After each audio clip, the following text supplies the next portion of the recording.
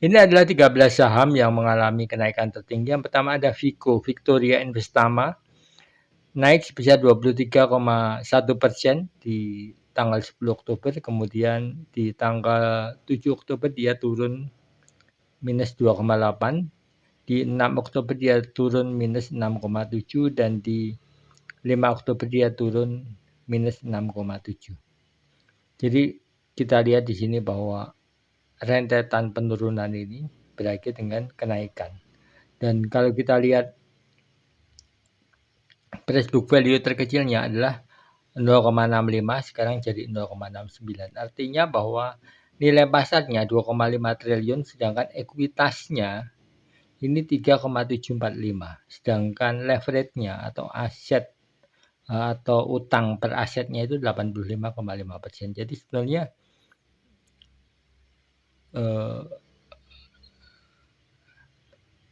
secara nilai pasar, secara nilai buku, nilai pasarnya itu masih di bawah dari nilai bukunya, hanya 0,69, kurang dari 1.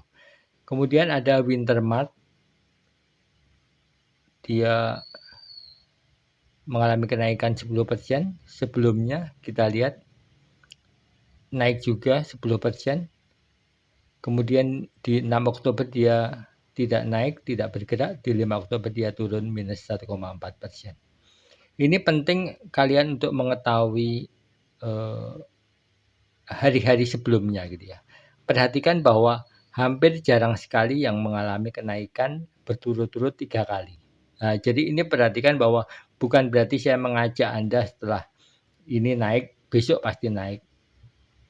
Bahkan cenderungnya hanya 1 atau 2 saham yang bisa masuk kenaikan di hari sebelumnya. Oleh sebab itu kalian harus pilih, dan angka-angka finansial ini membantu Anda bahwa suatu saat Anda bisa, ketika saham ini turun, Anda bisa mengira-ngira bahwa saham ini ada aura naik, ada sentimen pasarnya. Karena kalau saham tanpa sentimen pasar itu ya diam saja, ya buat apa gitu ya. Bahkan cenderungnya kalau saham diam itu akan turun dan dapat momentumnya. Di akhir news ini akan saya kasih newsnya. Di akhir video ini akan saya kasih newsnya sehingga Anda tahu momentumnya ini ada atau enggak di antara 13 saham ini. Jadi ini akan banyak membantu Anda seperti nilai pasar dan ekuitasnya. Kita lihat di sini bahwa saham termahalnya dilihat dari PBV-nya itu adalah Cleo. PBV-nya 7,1, kemudian Tower 4,88. Justru saham yang sedang bergerak itu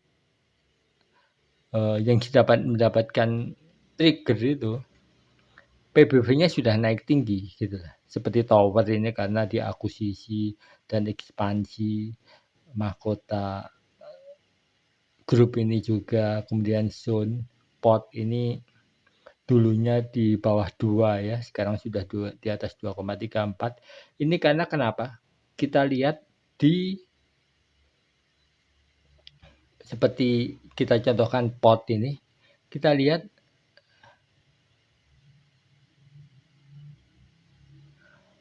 leverage-nya 52,3, cukup bagus. Jadi sebenarnya cukup masuk akal kita melihat nilai pasar dan juga leverage-nya. Kemudian saham yang termurah ada BDMN, PNLF, Vico, Wins, Pegas.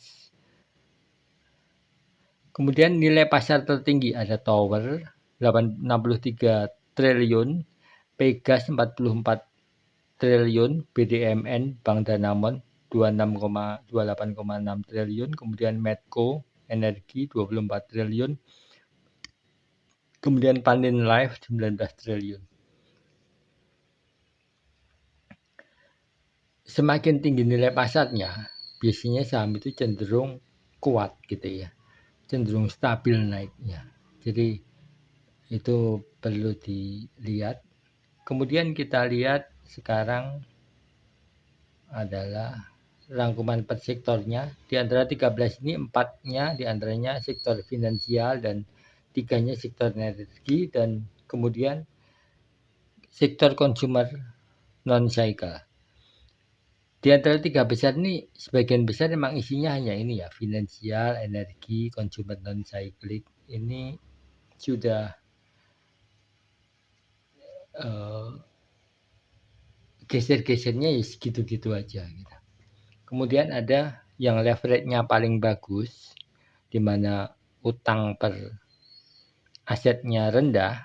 Ini ada Panen Life 14,11, ada Cleo 26,92, ada Winter Smart, ada Wintermar Offshore 36,28, Sun 45. Jadi kalau utang masih di bawah 50% itu menurut saya memang sangat-sangat bagus gitu ya. Karena dia akan bisa berekspansi dengan lebih leluasa, ada space yang cukup untuk dia membuat pinjaman gitu. Kemudian kita mau lihat tren total asetnya. Total aset ini penting bagi perusahaan karena kenapa? Perusahaan yang bertumbuh adalah perusahaan yang total asetnya bertambah gitu. Nggak penting apakah itu dari modal sendiri atau dari pinjaman. Kalau dari pinjaman pun pihak ketiga atau lembaga finansial itu pasti sudah menghitung ketika dia menambah pinjamannya karena melihat prospek bisnisnya bagus gitu. Jadi bukan kenapa saya memakai total aset bukan ekuitas, karena aset itu lebih mewakili pertumbuhan perusahaan dibanding ekuitasnya. Sedangkan ekuitas itu bisa dilihat dari risikonya. Jadi ekuitas itu cukup diwakili oleh leverage, sedangkan pertumbuhan itu lebih cocok dengan total aset karena perusahaan yang memiliki 3 bis kemudian bertambah menjadi 6 bis tentu akan lebih kuat. Terlepas apakah bisnya itu kredit atau beli cash gitu ya. Tapi intinya dengan armada yang lebih banyak, efisiensi perusahaan tuh, daya saingnya cenderung akan meningkat. Itu sebabnya saya melihatnya dari tren total aset, bukan tren ekuitas ya. Kemudian kita lihat trennya, tren 30 harinya seperti ini. Jadi kalau kita lihat ekuitasnya yang tumbuhnya paling bagus adalah Medco, kemudian Amar, MGRO, TOWR, Sun. Sedangkan trending yang terbaik dari dalam 30 hari adalah Vico 2,4%, kemudian Panin Life, PNLF, Wins, Cleo 1,15, kemudian Amar 0,54. Sedangkan tren kenaikannya selama 30 hari tertinggi adalah Vico. Dia sudah naik selama 30 hari itu 60%, kemudian PNLF sudah naik sebesar 56%, Win itu sudah naik 42,6%, sedangkan Cleo sudah naik 28,6%, dan Zone sudah naik 14,0%. Ini adalah di atas 24%, ya, artinya sudah naik berkali-kali dalam seminggu ini, dalam sebulan ini, karena biasanya kenaikan harian itu tertinggi antara 20-24 gitu sudah kena arah gitu. Kemudian kita lihat tren 400 harinya. Trending yang paling bagus tren grafiknya itu Sun 0,75. Sun mana? Sun ya, ini ya seperti ini. Nah, ini sebenarnya sudah mencapai puncaknya. Apakah ini puncaknya akan naik lagi? Nanti bisa dikonfirmasi dari total asetnya. Kemudian PNLF 0,46%, cukup bagus. Kemudian Medco 0,18, Pegas 0,15, dan BIN 0,12. Dilihat dari besaran kenaikannya, PNLF itu sudah naik sebesar 237% selama 400 hari. Kemudian Sun sudah naik 204%, Medco 112, Win 112 juga, dan Pegas 79. Apa artinya ini? Bahwa beberapa saham memang memungkinkan naik di atas 100% selama setahun itu. Jadi inilah pentingnya kita mempelajari fundamental angka-angka tersebut karena kalau kita lihat sekarang ya PNLF ini, dia naik 238, tapi kita lihat trennya. Tren 4Q-nya memang bagus gitu. Medco juga memang bagus trennya gitu. Kemudian Sun, ya memang bagus 5%. Kemudian MGRO, MGRO nggak ada. MGRO ini berarti masih ada peluang naik karena total asetnya 6,4. Kita bisa cek di ekuitasnya, leverage-nya MGRO itu, MGRO itu karena leverage-nya memang sudah terlalu tinggi ya 70,2, jadi sedikit kerem gitu ya kenaikannya karena faktor leverage-nya yang cukup tinggi gitu. Tapi ini jelas akan sangat memudahkan Anda untuk memilih saham. Jadi patokannya apa memilih saham?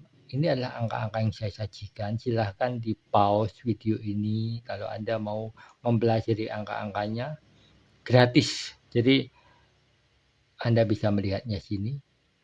Dan kemudian Anda bisa ngutak-ngatik sendiri gitu. Karena seperti saya pernah bilang bahwa saham itu sifatnya personal gitu. Dari sini justru Anda akan menjadi investor yang independen, yang tidak terlalu dipengaruhi oleh pendapat-pendapat. Apalagi kita tahu bahwa YouTuber zaman sekarang ini lebih banyak ngomong tanpa sedikit pun melihat data gitu loh. Jadi ngomong berdasarkan rumor, ngomong panjang lebar, cuma ngomongkan teknikal tentang apa? Fibonacci gitu, yang sebenarnya multi finance sampai ada yang bikin astronaci. Masa saham hubung-hubungkan dengan ilmu perbintangan itu kan ya kayak kita baca primbon gitu ya. Sebetulnya nggak masuk akal tapi ya banyak pengikutnya ya mau apa lagi ya terserah. Karena emang kadang itu menjadi pintar itu menjemukan. Oke, thank you. See you next time. Oke, saya kasih petikannya, newsnya dulu ya. Ini adalah newsnya dari 13 saham ini. Anda lihat bahwa news terakhir rata-rata di Oktober, September, Juli. Ini adalah news yang sudah saya sorting ya. Berdasarkan magnitude-nya, berdasarkan pengaruhnya. Jadi memang akan ada news-news lain, tapi saya pikir ini news kalau Anda tempelkan di chart, Anda akan lebih banyak memahaminya bahwa pilihan Anda tentang saham itu akan lebih tepat. Mungkin sekarang turun, tapi ada kepastian bahwa dalam setahun itu pasti akan naik. Karena gini ya, perusahaan yang bertumbuh tidak mungkin saham yang bertumbuh bagus, tidak mungkin sahamnya turun gitu. Apakah digoreng? Nggak bisa. Digoreng itu dalam sesaat ya, sehari, 2 hari, 3 hari. Karena memang psikologis sebetulnya lebih ke banyak psikologis investor gitu ya. Psikologis orang dalam mengelola ketakutan dan harapannya itu yang menimbulkan efek psikologis pasar itu. Tapi pada dasarnya semuanya akan kembali ke fundamental. Saham yang memang bagus, perusahaan yang memang bagus, memang bertumbuh, asetnya bertambah, profitnya bagus, leverage-nya kecil, itu pasti akan lebih berkembang. Oke, thank you. See you next time. Jangan lupa like and subscribe karena saya akan selalu menyajikan data yang